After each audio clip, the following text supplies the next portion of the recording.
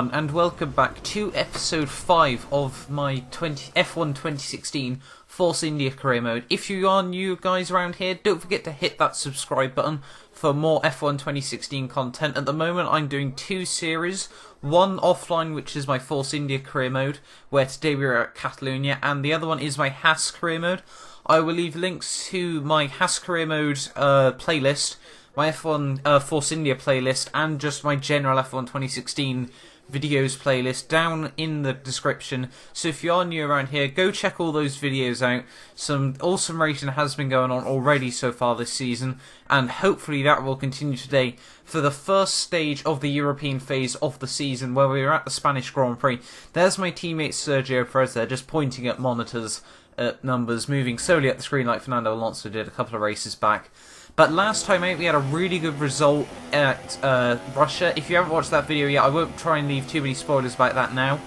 But moving on to our qualifying laps here, we move on to our second lap in a second, and coming through the final sector you can see we're a little bit down on our delta time. But we do have to remember the fact we did massively run wide through that chicane, that we've managed to actually get really well there. So you can see how much time it has gained us there. But I think we are going to go about a tenth of a second quicker there, which puts us up in P4 at the moment. We will slowly shift down our order, there's no doubt about it. But I decided that would be our last lap of the session here. We're just going to time lapse through the rest of the session there, speeding up the rest of practice. You can see we're in P9 there, but just at the end of the session there, someone does edge us out. So it's top 10 are Hamilton, Rosberg, Vettel, Raikkonen, Riccardo, Verstappen, Massa, Alonso, Button, myself, and that is the top 10. So obviously a good performance there for us. We beat our teammate Sergio Perez. Looking at the rivalry, we are 20-7 out of 30, and we are now just going to have a little bit of look through what we can upgrade on the car. Now, my initial thoughts were to go with barge boards, as they were a bit of a cheaper option over a lot of different upgrades. But I'm going to look through, it really didn't affect the car very much. It didn't impact the car very positively.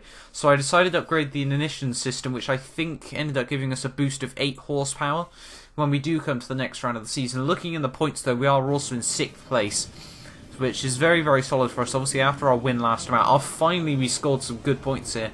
After it was long overdue after races such as Bahrain, where we were running in a very high position.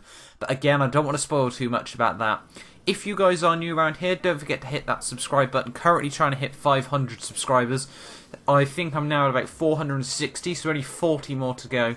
Hopefully you guys do help me achieve that. But let's move in to the Spanish Grand Prix. Looking at strategies now, I was hoping to try and do a 2-stop using 2 sets of soft tyres, but logistically I think that is going to become impossible with just medium set as well. So I think what we are either thinking about doing at this point is either running soft hard soft or going soft medium medium. But looking at this graphic, it does seem that we can do a soft hard soft, a soft medium, sorry, soft, which does mean although it would potentially stretch the tyres to the absolute max, it is just about possible. So we are considering risking it. Or should we go with 2 mediums? Still just trying to look at the delta there. Obviously we don't want to try and compromise too much time here. So we are now having a look at 2 softs then a hard stint as well. But we've ended up deciding with a 2 soft then a medium stint. And let's move on into the formation lap to the Spanish Grand Prix. Obviously a start here could be crucial with such a long run down to turn 1. We do launch it a little bit early there. Just because every single time I seem to get taken out by the AI, and we crash straight into Johnson Button, which means our formation lap is basically over. Because from what I've gathered now, from what Kyle was telling me, there is very little point in the formation lap. Your tyres are up to whatever temperature they need to be anyway. So we're going to skip the formation lap now. Moving on into the race, into the first phase of the European stage of the season. 4 lights, 5 lights. And away we go for the Spanish Grand Prix. There are a very, very long hold on the lights there. Felipe Massa seems to get down to a very good start there. We get a better start than Button beside us. But moving into turn 1, they're already 3 wide just ahead of us. We are going to try and be a little bit cautious here, just trying to avoid everything. Fernando Alonso is looking at the inside of Felipe Massa and Daniel Ricciardo. Ricciardo's also like hugely there, but Massa just gets squeezed, just gets pinched in the middle there. So we're just going to have a look around the outside of him now, just hoping we can somehow thread the car around the outside. We do crash with the side pod there. Right, a little bit onto the AstroTurf on the outside there, but we're just going to hold it around the outside, giving him a squeeze on the apex. So far we've made 2 positions, just following Fernando Alonso through the pack there. Next up, obviously on our hit list is Fernando himself, and we just seem to get a really good drive out of this next corner there, actually crashing into his back end slightly there, but moving to the inside into the tricky turn 5, where we do just manage to nip it up the inside there. Daniel Riccardo is next up, with the 2 Red Bulls just ahead of us now. Red Bull, this should be a very, very strong track for them, obviously with most of the track being fairly high downforce. But moving on into lap 2 here, we're just going to have a look around the outside of him into the next corner, but we just realised that we're not going to be able to make the move stick like we did with Felipe Massa one lap before. But moving on into the next corner, he does brake a lot earlier than I was expecting him to, so we've accidentally had to just take avoiding action, but we've managed to make the move stick there.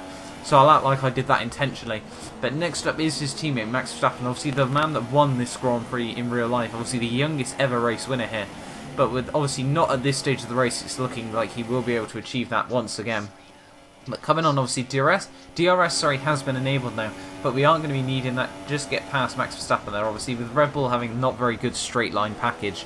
That's going to be a very, very simple move. But next up are the 2 Ferraris and the 2 Mercedes, obviously. Hopefully the 2 Mercedes will come together like they did in the real Grand Prix. But moving on to the end of lap 5 here, I'm considering coming in for a pit stop at this point. But with Max Verstappen right behind us, I knew he would get the jump on us. So I think when we tick over the finish line, we are going to set ourselves up to come in at the end of this lap. Yes, we are there, as Max Verstappen is just going to blitz past us there with the DRS.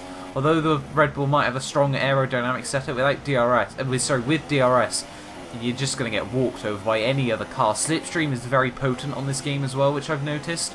So Slipstream has a huge effect. I wouldn't say it's overpowered, but I would say it is very, very crucial to a good race. And we just launched it at the inside of Max Verstappen into turn 3 there. Into turn 4 there. Absolutely beautiful move. Just getting back past him, but that is slowing us down, trying to catch up with drivers such as Kimi Räikkönen and such like. But moving on into sector 3 here, we are going to run a little bit wide there, and Verstappen is obviously going to pounce on that opportunity. Moves back over to P4 of the Grand Prix there. Already one car has come in. I think it was Sebastian Vettel that had already made a pit stop there. But Max Verstappen is now past us, so he moves up to P4. We're still effectively in P5 like we were the lap beforehand. But we are going to have to make our pit stop right here, right now. Hopefully Verstappen won't come in, but he has decided to make his stop at the same time. We were trying to have a little sneaky look past him coming into the pits, but we're not going to be able to make that stick. Now just trying to make sure we don't don't speed into the pit lane. Get incredibly close to Max Verstappen's rear bumper there. Pretty much nail getting into the pits there. There is some weird ghosting effect as we come through the pit lane there, which is drivers being able to go through each other. But we have lost a little bit of time to him as we come out of the pit lane, which is a bit of a shame. Obviously the team just can't seem to, you can't match getting the car out right on the next car's rear bumper. But looking past, obviously, a lot of drivers out on track still. What position are we going to come out in? It looks like we are going to be in P15 here. But with Verstappen, obviously, as well on cold tyres, he's incredibly caught napping here. We're going to have a look round the outside of turn 3 there, but he's not even tried defending it into the corner. He's actually, if I'm not mistaken, on the soft tyres again, so he's going for a very, very interesting strategy call at this point. Next up is Jolyon Palmer, though, later on lap 7. And obviously with these guys on worn medium tyres, and us just with a quicker package of car, we're just going to look to his outside here. He's going to give us a bit of a squeeze, which I was not very happy with there. We just had to back out of it slightly there, which is a bit of a shame, the fact that he did just need... If we had tried keeping the front end in there, he would have almost guaranteed to have wiped us out there. So we had to back out of it a little bit. It was quite surprising to see how aggressive he was with that kind of defensive move. Because obviously with the AI at this level, which I think at the moment I'm running expert difficulty, but I will be moving back up to legend in a couple of races time. It was just to see what expert AI was like as well. But Palmer is still ahead of us here. We are obviously going to have the DRS get a little bit of a wobble on as we come out the corner, but we flicked it over to Rich Mix here. Obviously with our new set of medium tyres, Verstappen is looking like he might try and go for a move behind us, but we're going to just dive bomb Palmer into turn 1 there. A very simple move, just based on how much quicker the Force India is over the Renault. And we're now just going to move around the outside of Marcus Ericsson now. I cannot get the right words out at this point. But next up, we can see there's a little bit of a train blockage here, as we've got both Ferraris are caught up behind, I think it's a Renault and another Sauber here. Hopefully for us though, we will be able to jump these Ferraris, as we are obviously racing them for position. If we can get past both these guys, we are effectively in a net podium position here. But we're going to move past Sebastian Vettel before we even get to the DRS zone. Get a wonderful run on Kimi Räikkönen there. We're just going to make sure we prove ourselves on the outside there. But we've accidentally crashed into the back of Felipe Nasr, and that has cost the front downforce massive there. As you can see, the front wing is massively orange now. Just look how little downforce we have coming into the next corner. We've run it in the gravel here. Just coming back on track though. Sebastian Vettel has crashed into the back of us and lost some of his front wing as well though. So that means we are both going to have to come into the pits at this stage, which is a huge shame for us here.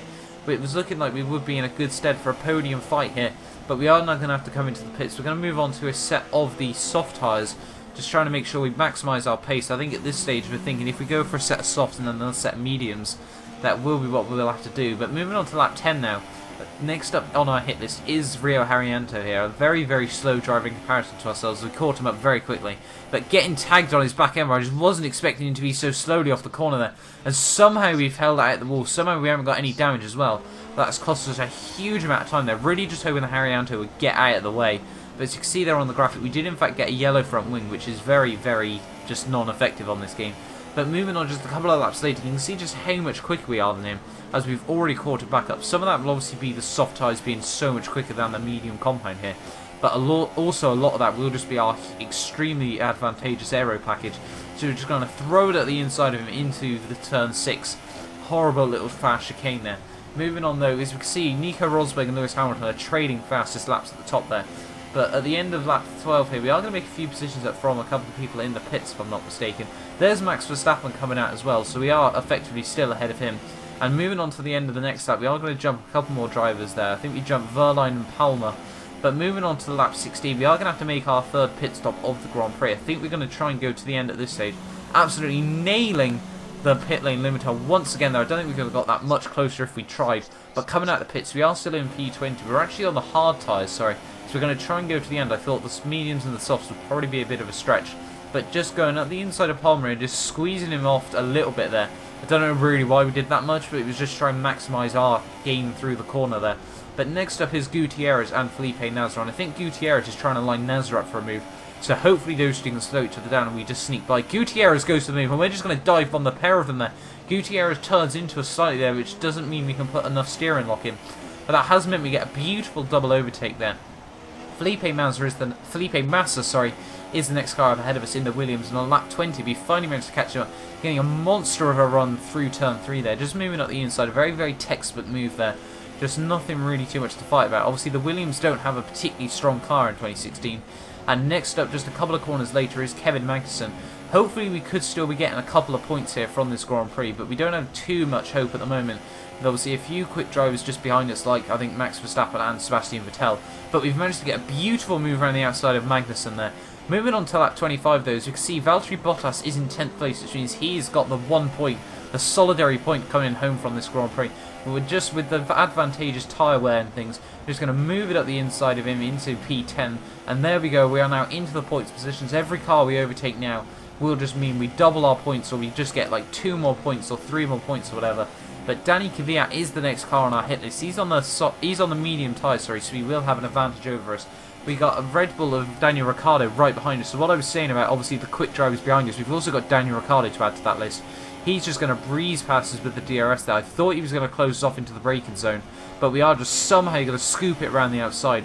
But at this point we're both catching up with Danny Kvyat there, so hopefully he won't try and fight me too much, so we can both get more points from this. Whether he's trying to obviously defend Toro Rosso, getting some solid points as well, I'm not too sure. But at this point, on the end of lap 30, we are going to be getting DRS on Daniel Kvyat at this point. And whether we will be able to move past him down this back straight, we are a fairly long way back. But as I was saying at the start of the race, just how potent Slipstream is on this game. We're just going to breeze up his inside into turn 1. He's going to try and keep us on the outside with trying to outbrake us there, but the move is just not going to work for him. Whether we'll be able to get up to Fernando Alonso is a very different question, as we can see at the end of lap 33. Lewis Hamilton has won the Grand Prix. Fernando Alonso are definitely not going to be able to catch him up. It was looking at one stage like we might just be able to, but the hard tyres just started graining so badly there, as you can see on the screen, which is a bit of a shame. But P9, after having to make one extra pit stop, is a fairly good result. We have actually finished higher than we started this race, which I guess we can take as a good result as well. Unfortunately, Sergio Perez did outrace us there. We managed to get a really good race out of him, considering how low he was on the grid. I think he was in like P13 after qualifying, which is a shame to see from him, but I think in the end he got, P6. So it was a very solid result for our teammate there. Hopefully, obviously, we do bring in good points for Force India, and it was good also to see that us getting points wasn't just a one-time only deal at Russia, which I know Russia's, for me, has always been a good track when it comes to points and prizes. But still, there we go. Toto Wolff is a very happy man. I think this is only Mercedes' second win of the season. So very, very low wins there in comparison to what they've had in 2015 and 14. Nico Rosberg finishing in second and Kimi Räikkönen in third, just keeping his championship tally ticking over nicely. There we go. Lewis Hamilton wins the trophy for first place in the first race of the European phase of the season at this Spanish Grand Prix. Hopefully you guys have enjoyed this video. Don't forget to like, subscribe if you haven't already, and I will see you guys in the next one. I'm going to leave you with some music with the points, and as I said, I'll see you guys in the next one. Thank you for watching, and goodbye.